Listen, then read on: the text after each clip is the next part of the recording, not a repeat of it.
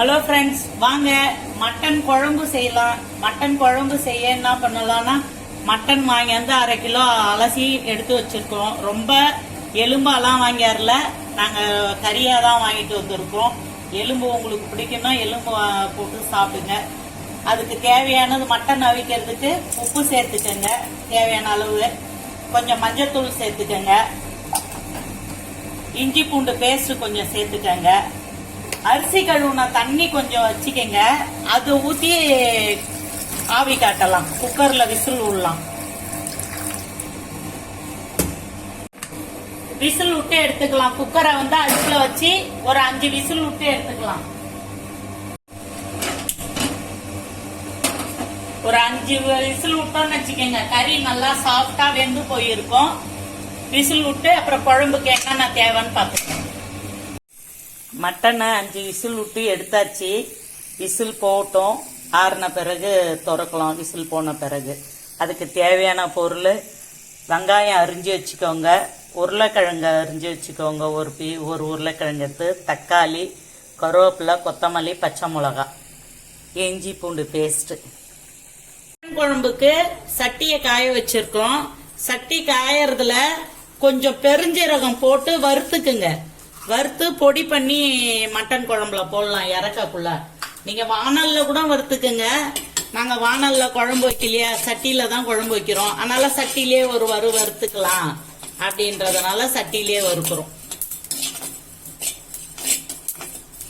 அப்பப்ப வேணுன்றத பொடி பண்ணி போடுங்க. இத மாதிரி எல்லாம் பொடி பண்ணி வச்சிட்டோம்னு வச்சுக்க, அதனுடைய வாசனை தன்மையே போயிடும். அதனாலதான் இத மாதிரி ரொண்டு போடக்குள்ள ரொண்டு வேணுன்றத வறுத்து அம்மியில வச்சு நுணுக்கிக்கலாம். இல்ல இடிகல் இருந்ததுன்னா இடிகல்ல வச்சு இடிச்சுக்குங்க. இந்த பாருங்க எப்படி பொன்னிறமா பொரியுது பாருங்க, நல்லா வாசனையா இருக்கு பாருங்க, சோம்போடைய வாசனை. சோம்பு பொரிஞ்சிடுச்சு, வாங்க அம்மியில கொட்டிக்கலாம்.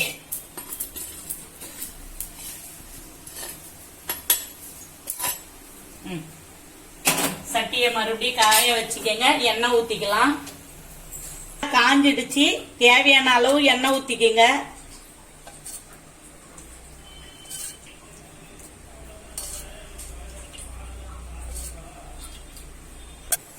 கொஞ்சம் கடுகு, சின்ன ஜீரகம் சேர்த்துக்கங்க. பொரியட்டும்.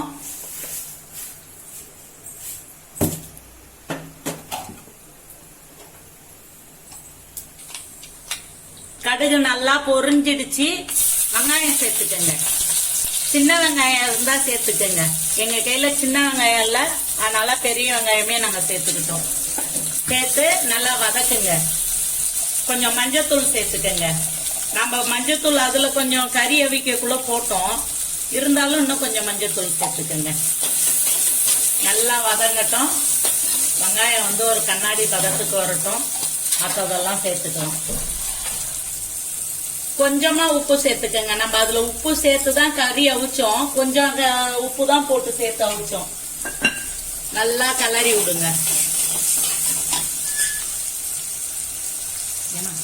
வெங்காயம் நல்லா வதங்கிடுச்சு. தக்காளி சேர்த்துக்கங்க. தக்காளியை நல்லா பிசைஞ்சு விட்டு சேர்த்துக்கங்க. இப்ப இருக்கிற தக்காளி எல்லாம் எங்கங்க மசியுது. நீங்க வேணா கூட மிக்சியில கூட அரைச்சி இது பண்ணிக்கங்க. நல்லா வதங்கட்டும். பச்சை மிளகா சேர்த்துக்கங்க. உருளைக்கிழங்கு சேர்த்துக்கங்க. ஒரு பக்கம் வதங்கட்டும். அதுக்குள்ள நம்ம அரைச்சோம்ல பெருஞ்சீரகம், வருத்தம்ல பெருஞ்சீரகம், அத நுணுக்கிக்கலாம் அம்மியில.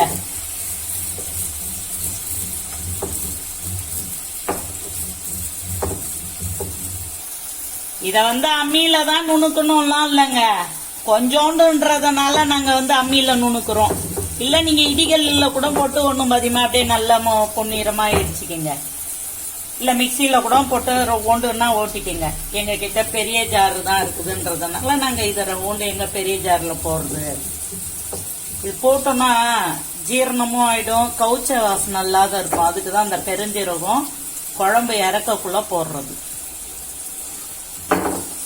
குழம்பு காயெல்லாம் நல்லா வதங்கிடுச்சு. வெங்காயம், தக்காளி, உருளைக்கிழங்கெல்லாம் நல்லா வதங்கிடுச்சு. நம்ம மசாலாலாம் சேர்த்துக்கலாம். இந்த டைம்ல இஞ்சி பூண்டு பேஸ்ட்டை சேர்த்துக்கங்க. நாங்கள் அரைச்சி எல்லாம் எப்பயுமே வச்சிருப்போம். நீங்கள் வேணா ரோண்டு அம்மிக்கல்ல கூட எடுத்து போட்டு வச்சுக்கோங்க. மட்டன் 5 விசில் விட்டு எடுத்து வச்சிருக்கிறோம். நல்லா எப்படி கறி வெந்து போயிருக்கு பாருங்க. எண்ணெய் எவ்வளவு பிரிஞ்சு வந்துக்குது பாருங்க. கரம் மசாலா சேர்த்துக்கங்க.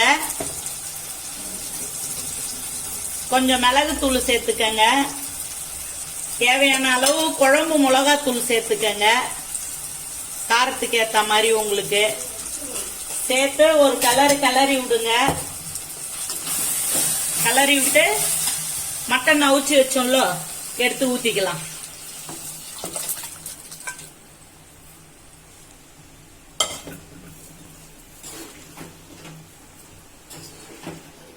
இது கூட முருங்கைக்காய் போட்டு வச்சோம்னா இன்னும் டேஸ்டா இருக்கும். எங்க கிட்ட முருங்கைக்காய் இல்ல. கொதிச்சுக்கிட்டே இருக்கு மட்டன் குழம்பு. எண்ணெய் பிரிஞ்சு வந்திருக்கு பாருங்க. பாத்துக்குங்க உப்பு காரெல்லாம் போதுமான பாருங்க. சிம்பிளா இப்படிதான் மட்டன் குழம்பு வைக்கிறது.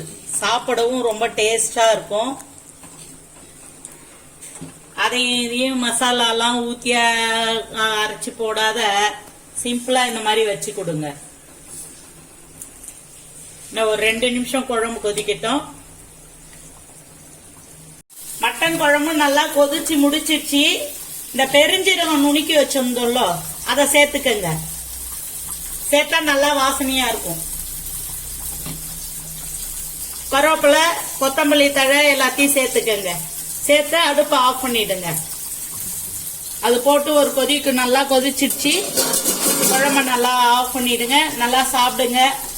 நெக்ஸ்ட் வீடியோவில் பார்க்கலாம். நாங்கள் இப்படிதான் சிம்பிளா கறி குழம்பு வைப்போம். மட்டன் குழம்பு நீங்க எப்படி வைப்பீங்கன்னு சொல்லுங்க.